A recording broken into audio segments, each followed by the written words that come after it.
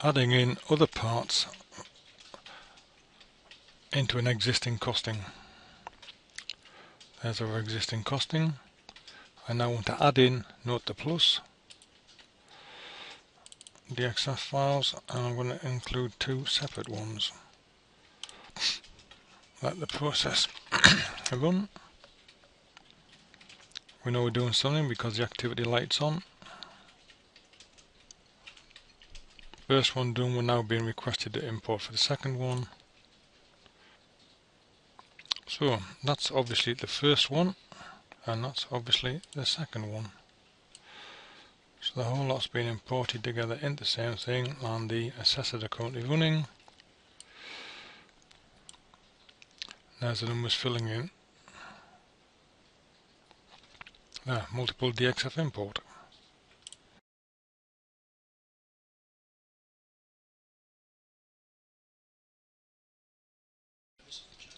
Auto nest enhancements. Here we have 3 parts in a layout. So I can see all of those, yes. Now, if you want to display this differently, i.e. some people have asked to show the assessment result in the output report rather than just the individual parts, you can do this with an advanced option, show layout as assessment. If you then redo the layout, it stores the result as a set of individual assessments for each part. However, and that will appear in an output, but remember, that's only a picture, it's not an actual costing result.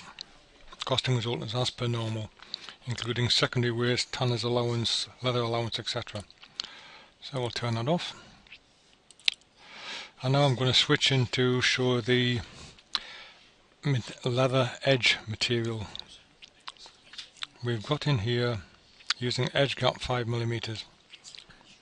So it's a leather with a 5mm edge gap, and if I go and switch into template leather mode, we can see straight away the template is shown with a 5mm edge, and that will run.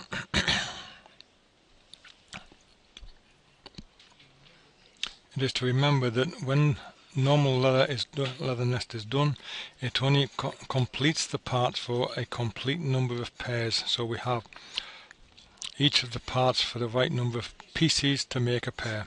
So in this case we cannot get 2 whole pairs in here, so it stops.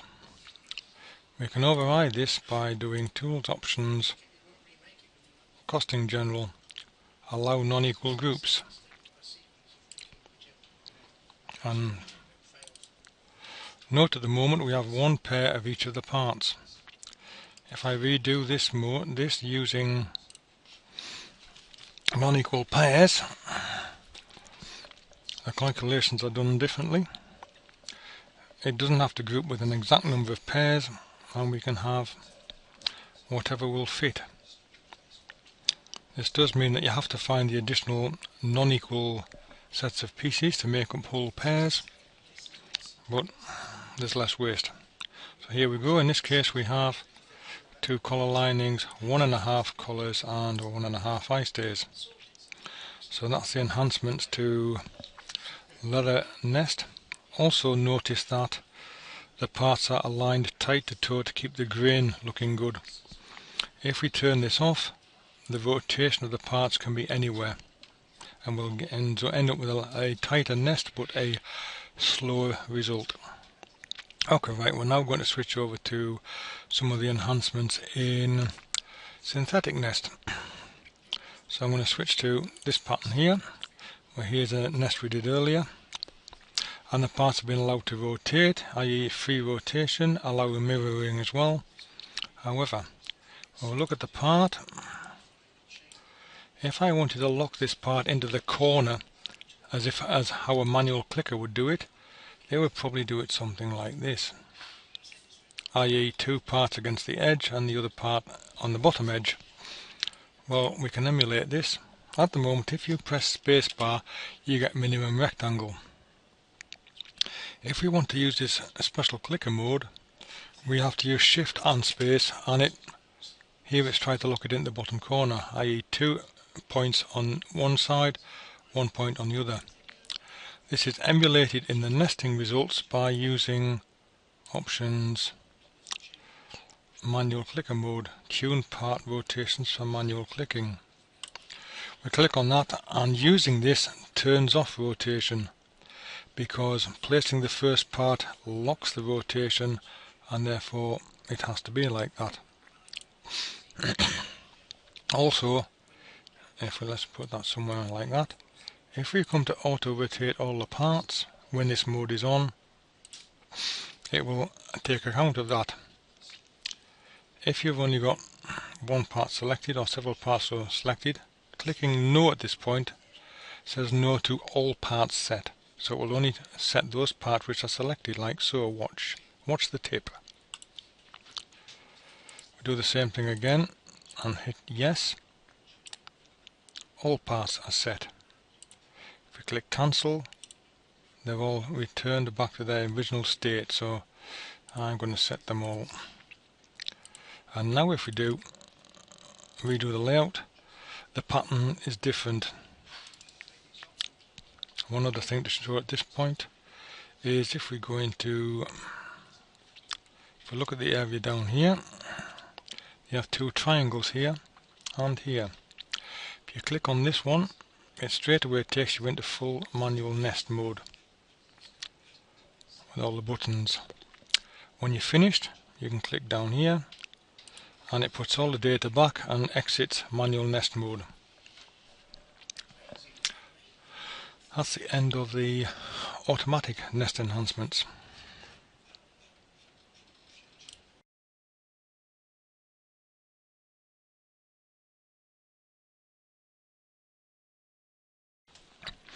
Manual nest enhancements. Firstly, we'll use our enter manual nest and out of manual nest areas to get us in there. So there we go, we're in manual nest. Right, I want to take the two end rows off here, columns off here, and I want to put them along the top. If I want to select a set of parts, I can either click in an empty area and then just drag a box, having first gone into manual nest, like so, and any parts entirely within the box will be selected and left floating with the cursor. I can then use the cursor left and right keys to rotate the part of the group, or I can use the left and right square brackets to do a 90-degree rotation. So let's just go and put these along here, and having picked the set of parts up, I can just double click, will paste all those parts in there and leave me with a floating group. Now while I'm at this, let's just paste these at the side to show what else we can do. We can double click a set of parts and keep pasting. We can then butt these parts up against another group by using Alt and drag, and it will do the best fit it can.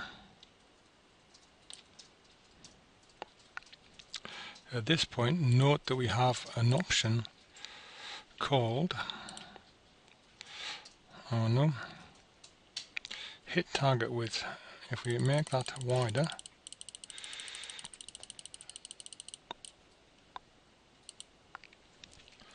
and we go to Alt and drag our parts, we get a cone, and it's a wider cone. This decides how much allowance we have to placing our parts. And there we go, a bigger box. Keep trying, Alt and drag. Tries to fit within the area of the cone. If the cone doesn't go that far, it only goes as far as the cone does. To get out of this mode, we double right click to drop our floating group.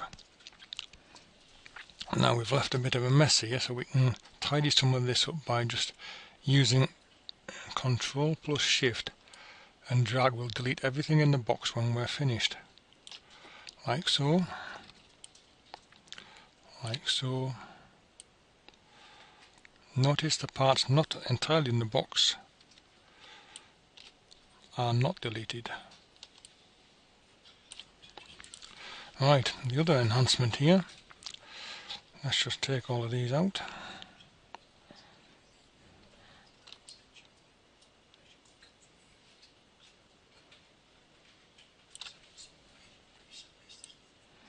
Yep, the whole set has to be within the selection. Full manual nest mode. If I wanted to take apart, for example, let's take apart here.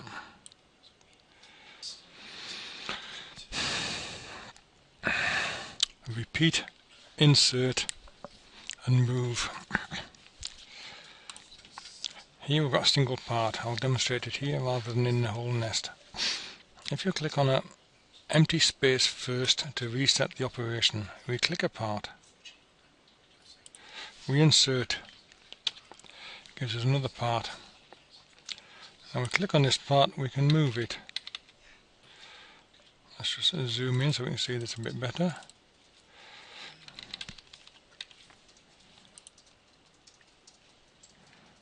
So let's delete that part, we'll start again.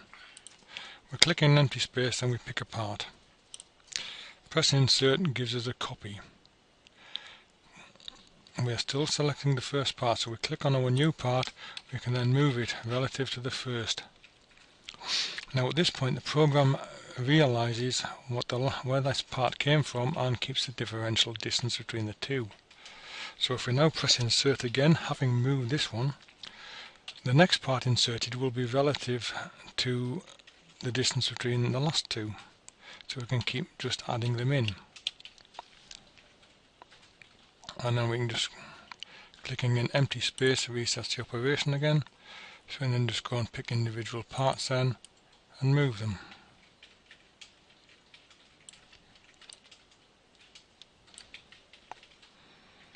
Okay, so that's incremental insert. Just finish off, let's just Control Shift and select, and they've all gone. Back to where we were, exit manual nest. Oh, one thing while we're in here, this button here will give us a printout. Actually, just going to put that over there for the moment. We get a printout of the layout plus all the properties that would go in our report. So I'll put that back again, and I'll just show you one other trick now. If we take our leather selection and let it float, we can play this somewhere in the middle. We can then hide it. Then if I decide to do another material, I can just click on the button, float it in the middle, find my material, pick it and drop it in, or pick it and drop it in, and hide it again so it keeps the display simple. With that you get by floating the window. That window is known as floating mode. If I want to put it back, I dock it back and it's back docked in the middle. Well, I didn't want it docked in the middle, but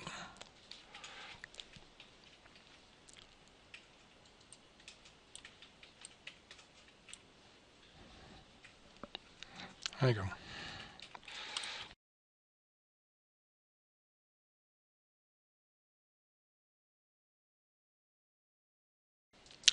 Database material management.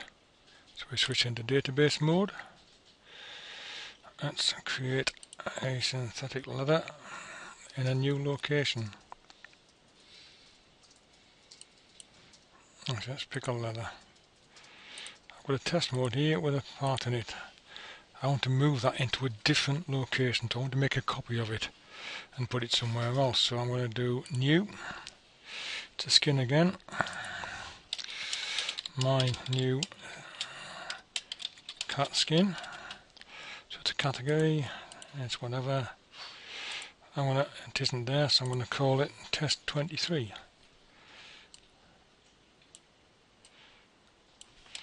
Copied skin.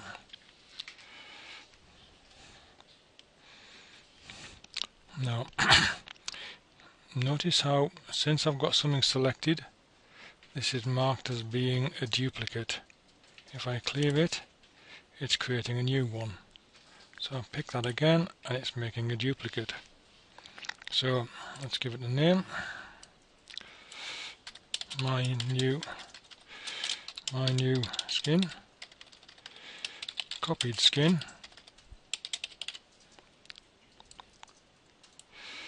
copied example, and no, I'm going to call it test 2, new category, and I'm going to duplicate it. I said it's been added, and now we have a test 2 category with a part in it. I'm going to make my copy 2, same place, same category, duplicate that. Now I've got a second copy in there. Now I can then say I want to change the category and I'll call it test 3. Hit OK, and test 3 is being produced. Test 2 has disappeared. I'm going to delete those because I don't really want them. That one's gone. That one's gone, and my category goes as well. That's material enhancements.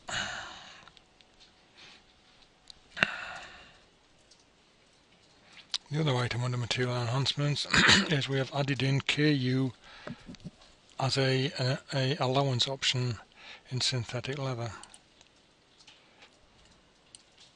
If you've got a leather material, instead of the normal spread, leather spread and the like, we can insert a KU option which will override the leather if and only if we enable costing general KU in the options. This is in blue, which implies this value is kept with the shoe file. So if you take it somewhere else, it will use KU by default. If we create a new one, it'll pick the normal default in the system. So if we use that and we use KU, we get the option to set a set of standard defaults with a set of group names, minimum part area, max part area, and an allowance based on the part size. And this is only used if the KU option is set on the shoe file. Oh, also you can create a new group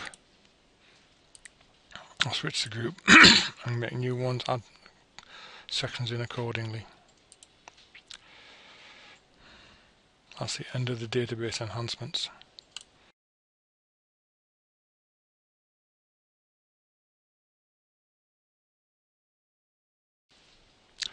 Manually creating a group layout.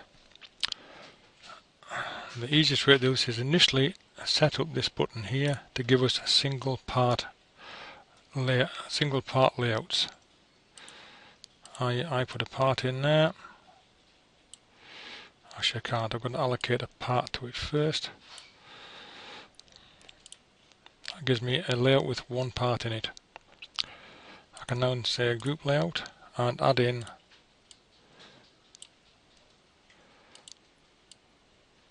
some more parts. There we go. Right, let's switch to manual layout and say let's go for manual layout.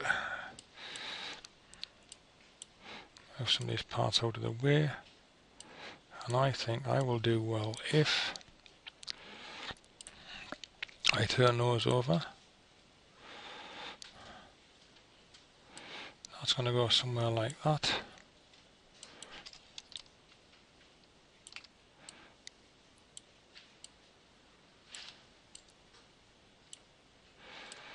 That's going to go somewhere like so.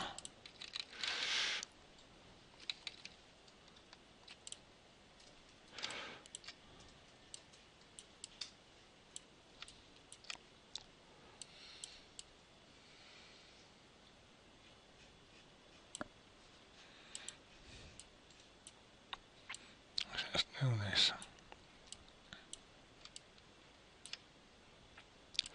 Take one of those, toggle that. That's going to probably fit pretty well onto like that, like so. Take that one, we'll put that over here. Put that up to there. Toggle that. We'll put that up to there. We'll stick these in the middle.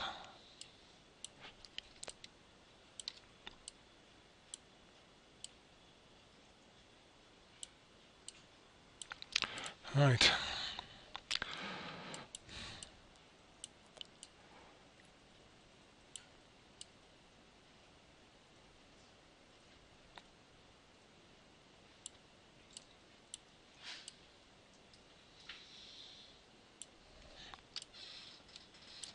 Do the best as you can.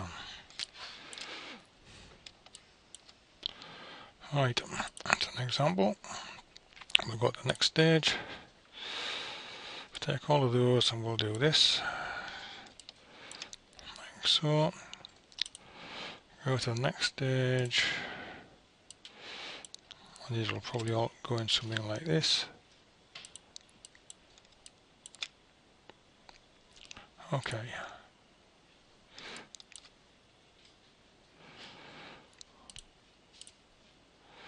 So repeating pattern.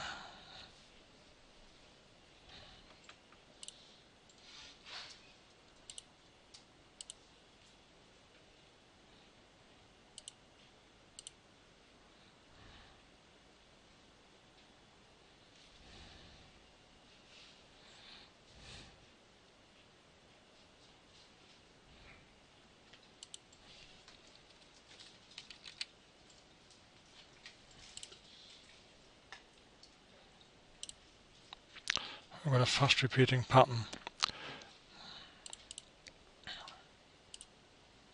So that and results go in with whatever it can do.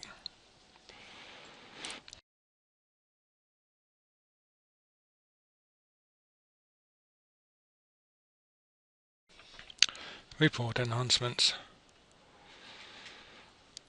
I'm just going to create a report for this part. So it's for this layout and I want to create a report, single layout for this particular material. Click OK.